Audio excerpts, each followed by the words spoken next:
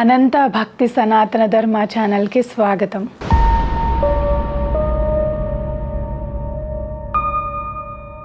ఓం శ్రీ గణేశాయ నమః. ఓం శ్రీ సరస్వతియై నమః. ఓం శ్రీ గురుభ్యో నమః. పరమశివుని ప్రక్కనే శంభుః అని ఒక చిత్రమైన నామంతో పిలుస్తారు. సం అనగా నిరతిశయమున సుఖము, భావయతి అనగా కల్పించేవాడు. ఒక వస్తువు మీ చేత అనుభవించబడినప్పుడు ఆ వస్తువు సుఖానుభూతిని మీరు పొందగలరు. వస్తువు ఉండటానికి, అది మీ అనుభూతిగా మారటానికి మధ్యలో చాలా తేడా ఉంటుంది. ఈ శక్తి మీ యందు నిలబెట్టేవాడే ఈశ్వరుడు. ద్రాపే అందసస్పతే దరిద్రనీల లోహిత అంటుంది రుద్రాధ్యాయం. సుఖమునకు కావలసిన వస్తువు ఉండటం వేరు, సుఖంగా బ్రతకటం వేరు. ఒకడు కోటీశ్వరుడై ఉండి కూడా మిగిలిపోయిన చద్ది అన్నమును పులిసిపోయిన పెరుగుతో తింటాడు. కేవలం సుఖానుభావం కాదు. లోకములు 3 రకాలుగా ఉంటాయి. ఒక లోకం కేవలం సుఖములను అనుభవించటానికి ఉంటుంది. స్వర్గాది లోకములో దుఃఖ స్పర్శ ఉండదు. మరొక లోకం ఉన్నది, అక్కడ సుఖమన్నది ఉండదు. అది నరకలోకం. ఈ 2 లోకములు కాక సుఖము దుఃఖము 2 ఉన్న లోకం భూలోకం. ఇక్కడి నుండి మానవుడు పూర్ణ దుఃఖము కలిగిన ఏ లోకములైనా వెళ్ళవచ్చు, లేదా పూర్తి సుఖము కలిగిన లోకానికైనా వెళ్ళవచ్చు. లౌకికంగా కోరుకుంటే స్వర్గమును కోరుకోవచ్చు. అక్కడకు వెళ్ళాలంటే పాపము చేయకుండా ఉండాలి. ఇది సంభవైతి మంచి భావములను ఇచ్చుట. ఇది కలగటం అంత తేలిక కాదు. శివ మహాపురాణం మీ జీవితమును సరిదిద్దుతుంది. మనం సాధారణంగా బ్రహ్మ మన లలాటం మీద రాసిన రాత ప్రకారం పనులు చేసేస్తూ ఉంటాం అని ఒక మాట అంటుంటాము. అది తప్పు. శాస్త్రం అలా ఉండమని చెప్పలేదు. తిలకధారణం అనే మాట ఎందుకొచ్చిందో తెలుసా మీకు? మీ ఆలోచన సరళిని మార్చుకొని గత జన్మలుగా తరుముకు వస్తున్న వాసనలను జయించటానికి, మీకు పార్వతీ పరమేశ్వరుల అనుగ్రహం కలగటానికే మీరు విభూది లలాటమునందు పెట్టుకొని బొట్టు తీసుకొని ఆజ్ఞాచక్రం మీద పెట్టుకుంటారు. ఇప్పుడు పార్వతీ పరమేశ్వరులు మీ లలాటమునందు వసించి ఉన్నారు. లలాట లిఖితారేఖ పరిమార్తం నాసక్యతే. ఇది కదా సామాన్య సిద్ధాంతం. బ్రహ్మ రాసిన రాత మారదు. కానీ తిలకధారణ చేసి విభూది పెట్టుకోగానే ఆలోచన సరళియందు మార్పు వస్తుంది. సాత్విక ప్రవృత్తి ముఖంలో కనబడుతుంది. ఆజ్ఞాచక్రం మీద బొట్టు అమ్మవారి అనుగ్రహం. అమ్మవారి అనుగ్రహం ఆజ్ఞాచక్రం మీద ప్రసరించటం మొదలవగానే మీ బుద్ధి యందు ఆలోచన మారుతుంది. తప్పుడు పనులను మానివేయాలనే భావన కలుగుతుంది. అందుకని మనస్సును జయించలేకపోతే ముందు శరీరమును అలంకృతం చేసి లోపల మనస్సును సంస్కరించడం దగ్గరకు వెళతారు. పెద్దలు ఇటువంటి ఆచారాలు ఏదో హాస్యాస్పదంగా పెట్టలేదు. కనుక తిలకధారణ చేసి భస్మం పెట్టుకుంటే మీరు దుఃఖమును స్వీకరించి దుఃఖము నుండి బయటపడతారు. మనస్సుకు రజోగుణ తమోగుణ ప్రవృత్తి ఉండటం వలన మీ మనస్సు పాపపు ఆలోచనల వైపు తిరుగుతోంది. ఈ త్రిగుణములు మనస్సును సుఖములను అనుభవించమని ప్రోత్సహిస్తూ ఉంటాయి. భగవత్ సంబంధమైన ప్రవచనములను వినడానికి వెళ్ళటానికి బదులు లౌకికమైన కార్యక్రమములు మున్నగు వాటిని చూడమని ప్రోత్సహిస్తూ ఉంటాయి. మీరు ఉన్నతిని పొందకుండా బాధిస్తూ ఉంటాయి. సంసారంలో ఉండి తరించడం చాలా కష్టం.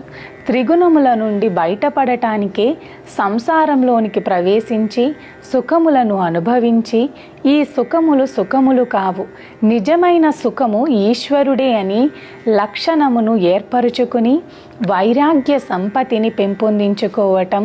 దాని వలన ఇంద్రియములు మనస్సు చలించని స్థితికి వెళతాడు మనిషి. ఇంద్రియములను గెలవటం కాదు, మనస్సు కదలని స్థితికి పూర్ణ వైరాగ్యం అని పేరు. పూర్ణ వైరాగ్యం పొందినవాడు జరిగేది అంతా ఈశ్వరలీల అంటాడు. అంతా వైరాగ్యం రావటం కూడా ఈశ్వరానుగ్రహమే. ఈ వైరాగ్య సంపత్తి చేత శాశ్వత సుఖస్థానమైన ఈశ్వరుని యందు కలిసిపోతాడు. అప్పుడు వానికిక ఊర్ధ్వాధో లోకములనేవి ఉండవు. ఇక మళ్ళీ పుట్టవలసిన అవసరం లేని మోక్ష స్థితిని పొందుతాడు. ఇలా పొందటానికి శంభు అనుసంధానం చేసుకుంటూ ఉండాలి. శివుని పాదములను మీరు గట్టిగా పట్టుకున్నట్లయితే ఏమీ చేత కాకపోయినా శివనామములు చెప్పటం మొదలుపెట్టినట్లయితే మీకు తెలియకుండా ఒక రకమైన మార్పు ప్రారంభం అవుతుంది. ఆ మార్పు మిమ్మల్ని మంచి ఆలోచనల వైపు తీసుకుని వెళ్ళగలదు.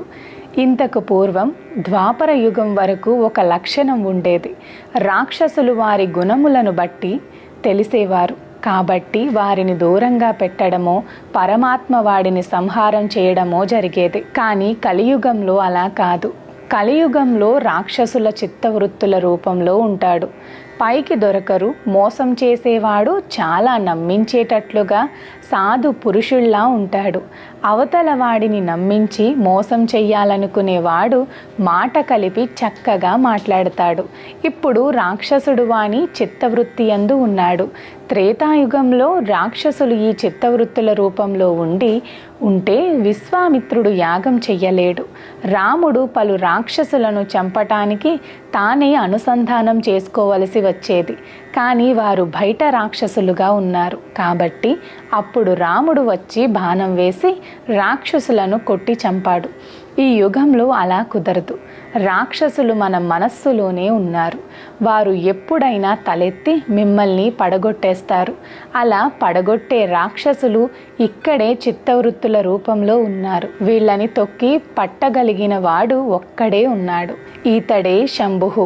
అందుకే ఏవం శ్రీ శంభుదేవస్య నామ్నామష్టోత్తరం శతః అంటాము.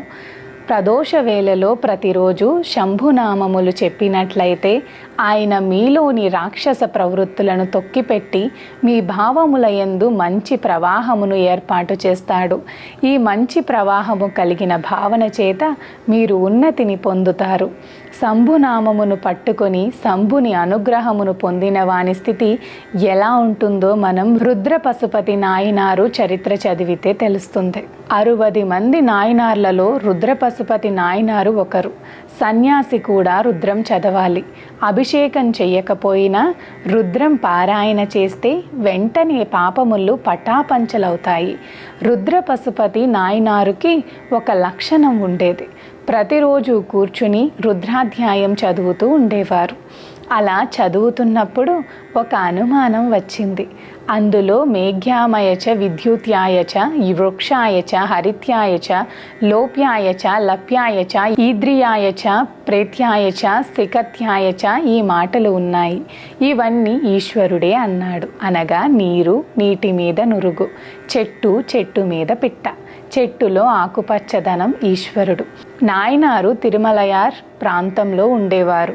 ఆయన ఈ రుద్రమును చదివి ఆకాశం ఈశ్వరుడు, మేఘం ఈశ్వరుడు, నీరు ఈశ్వరుడు, నురుగు ఈశ్వరుడు, చెట్టు ఈశ్వరుడు, పిట్ట ఈశ్వరుడు. కాబట్టి నేను ఇంట్లో కూర్చుని వీటన్నింటినీ చెప్తుంటే ఉపయోగం ఏమిటి? కాబట్టి నేను ఈశ్వరుడిలో చేరిపోయి ఈశ్వరానుభూతిని పొందుతాను అన్నాడు. ఒక రోజున తెల్లవారుజామున ఎవ్వరికీ చెప్పకుండా ఊరి బయటకు వెళ్ళిపోయాడు. అక్కడ గల కొండ మీద నుంచి ఒక సెలయేరు జాలువారుతోంది. ఆ సెలయేట్లో నడుంలోతు నీళ్లలో నిలబడ్డాడు. చల్లని నీటి స్పర్శకు ఈశ్వరుడు తనను కౌగిలించుకున్న అనుభూతిని పొందాడు. ఇవన్నీ ఈశ్వరుడు కదా, నేను ఈశ్వరుడిలో ఉన్నాను అని నమః పేన్యాయచ నమస్సికత్యాయచ ప్రవహ్యాయచ అని పారాయణ చేసి బయటికి రాలేక వచ్చేవాడు. ఒళ్ళు తుడిచివేసుకుని పొడిబట్ట కట్టుకొని ఇంటికి వెళ్ళిపోయేవాడు. మరలా మధ్యాహ్నం సంధ్యావందనం కోసం ఆ చెరువు దగ్గరికి వెళ్ళిపోయేవాడు. నీళ్లలో నిలబడి శివుని ధ్యానం చేసేవాడు. చుట్టూ కనిపిస్తున్న ప్రతి వస్తువులో శివరూపమును చూసేవాడు. సాయంత్రం కూడా అదే నీటిలో అదే పరిస్థితి. ఇలా కొన్నాళ్ళు జరిగింది. చివరకు రాను ఆయనకు ఎవరు కనపడినా ఈశ్వరుడే కదా అని అనుకునేవాడు. ఆఖరికి దొంగ కనపడినా నమః చోరాయచ అనేవాడు. అలా అంతటా ఈశ్వర దర్శనం చేస్తూ ఉండేవాడు. అప్పుడు శంకరుడు, ఇక నేను తప్ప ఇంకొకడు కనపడిని నిన్ను నాలోకే తీసుకోవాలి అని నాయనారుని తనలోకి తీసుకున్నాడు. అప్పుడు నాయనార్ శివునిలో ఏకమైపోయి తాను శివుడు అయిపోయాడు. దీనిని మనం జాగ్రత్తగా పరిశీలించినట్లయితే నాయనార్ భావన చేత మోక్షమును పొందినట్లుగా మనం గమనిస్తాము.